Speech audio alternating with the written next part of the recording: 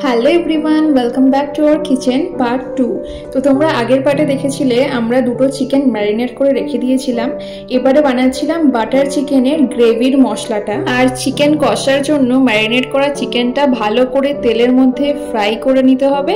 এখানে অনেকটা চিকেন ছিল বলে আমরা দুটো পার্টে এটাকে ভালো করে ফ্রাই করে নিয়েছি। মানে চিকেনটাকে ভালো করে কষিয়ে ঢাকা দিয়ে দেবো, কোনো জল দেওয়ার প্রয়োজনই নেই।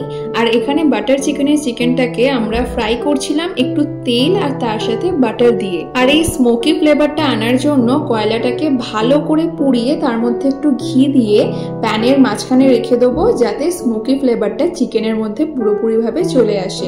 আর এখানে দেখো বাটার চিকেনের গ্রেভিটাও বানানো হয়ে গেছে। এর মধ্যে সমস্ত ফ্রাই করা চিকেনগুলো দিয়ে একদম শেষে ধনেপাতা আর কাসুরি মেথি দিয়ে নাবিয়ে নিতে হবে। আর এই দেখো, এটা হচ্ছে ফাইনাল লুক। দেখা হচ্ছে নেক্সট একটা ব্লগে। সবাই খুব ভালো থেকো, টাটা।